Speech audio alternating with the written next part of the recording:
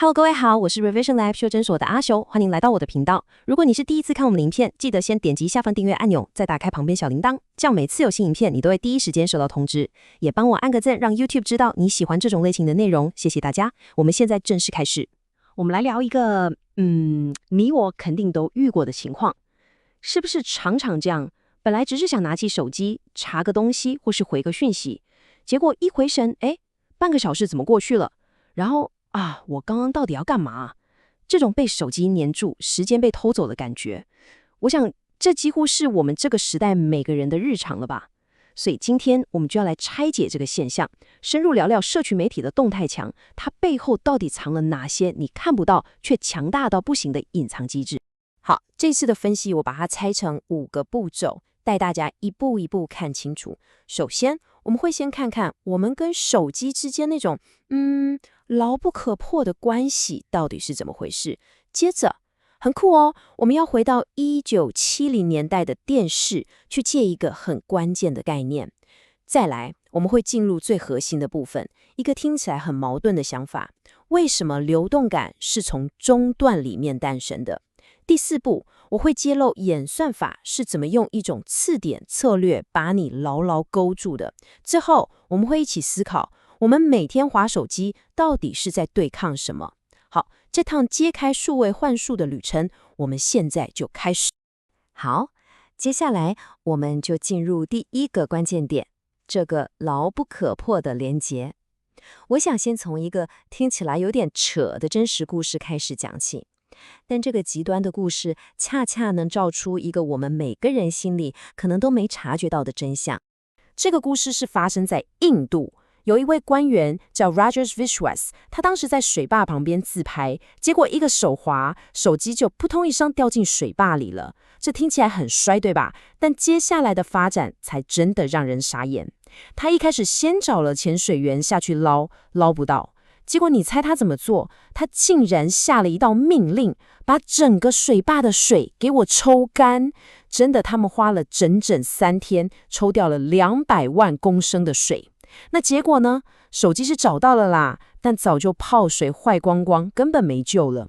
想當然，這位官員最後也因為濫用職權被停職了。你看這個故事聽起來真的很瘋狂，對吧？但它卻非常精準地戳出一個重點，就是我們對手機的那種依戀早就不是對那個硬體本身了，它真正衡量的是手機裡面的那些資料、那些回應、那些連結對我們產生的情感力量。而這股力量竟然可以強大到讓一個人做出這麼不理性的決定。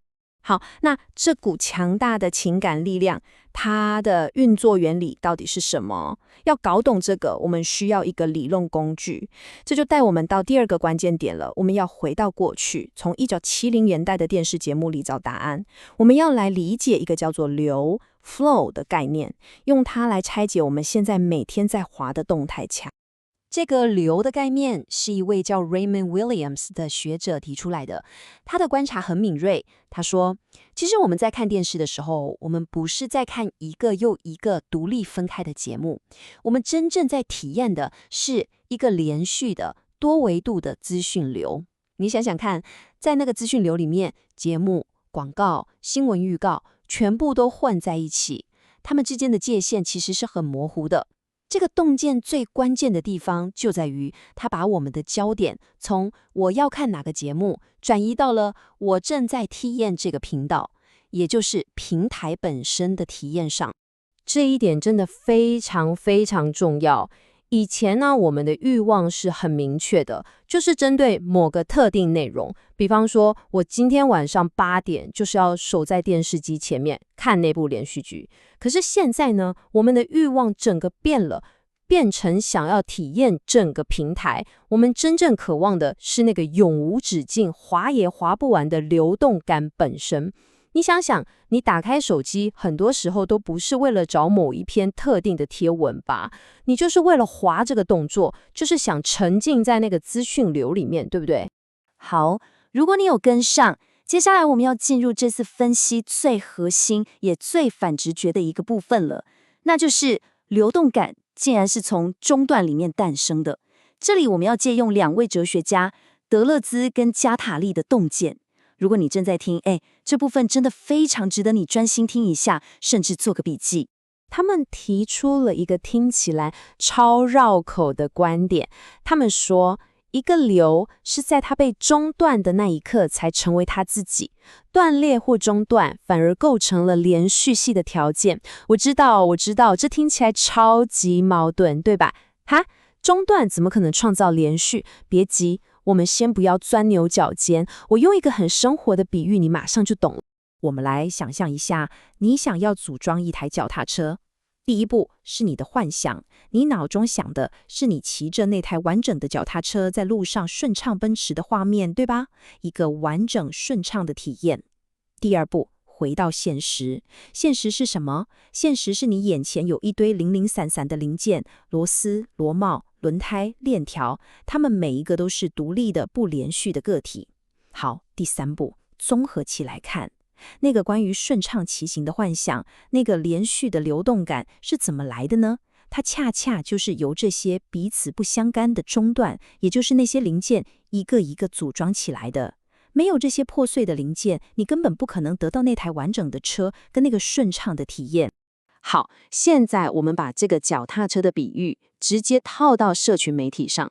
你滑的那個動態牆，那個感覺好像永無止境的資訊流，它其實不是一條天然形成的河流，它更像是一台由幾百萬個數位零件，也就是那些互不相關的貼文、廢文、貓咪影片、朋友的照片，精密組裝起來的機器。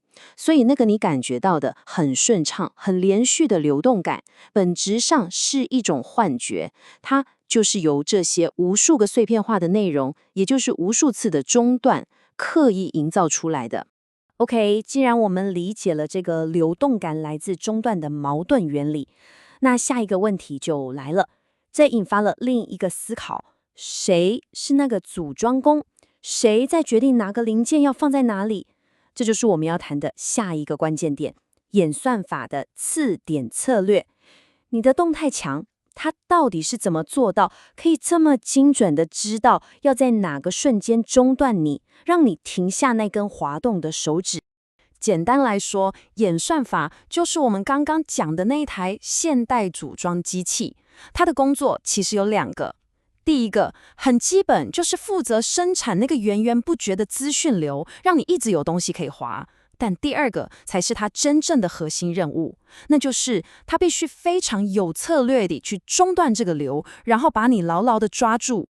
要理解它的策略，我們要再借用一個概念，這次是來自思想家羅蘭巴特，他提出了兩種我們觀看的方式。第一種叫做知面 （studium）。你可以把它想象成是一種，很普遍、很路人、不帶太多個人情感的興趣。就像你滑動態牆，看到一堆內容，你可能會覺得，還不錯，然後順手按個讚，但下一秒就忘了。這就是知面，一種很淺層的喜歡。但第二種完全不同，叫做次點 （punctum）。它指的是某個內容裡的微小細節，突然之間就像一根針一樣，咻的一聲刺進你的心裡，讓你瞬間被擊中。就是那個讓你手指停住，讓你倒回去再看一次，讓你整個人被吸進去的那篇貼文或那張照片。所以演算法的全部工作到底是什麼？你現在應該就清楚了。它的任務就是在那個茫茫的像大海一樣無聊的直面內容裡進行超高速的篩選，然後精準地找出那個唯一能夠成為你個人刺點的東西。它找到之後，就會立刻把它推到你面前，用這個刺點來中斷你無意識的滑動，然後啪一聲捕獲你的全部注意力。這就是它讓你停不下來的終極秘密。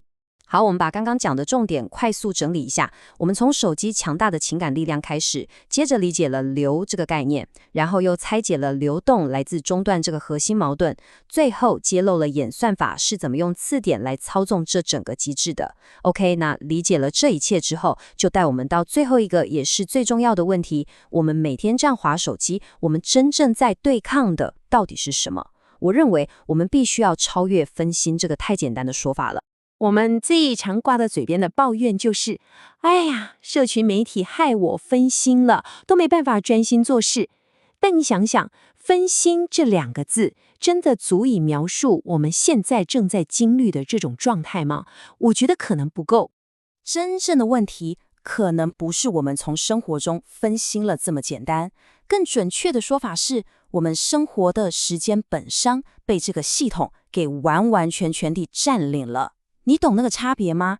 它不只是把你從你正在做的事情旁邊短暫地拉開一下，不，它是從根本上重新定義、重新建構了我們體驗時間的方式。我們再來總結一次這整個機制是怎麼運作的。第一，我們對動態牆那種連續的流動感上了癮。第二，但這種流動感其實是由一次又一次的中斷，也就是一則則獨立的貼文所創造出來的。第三，演算法在背後瘋狂工作，篩選掉海量的普通的直面內容。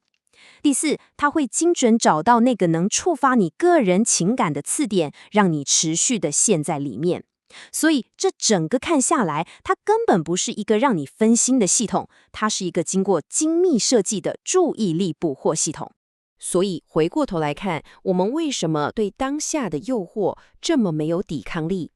答案很殘酷，因為我們身處的這個當下已經被演算法工程師設計的完美無缺，它的唯一目的就是要徹底的、無縫的吸收我們的注意力。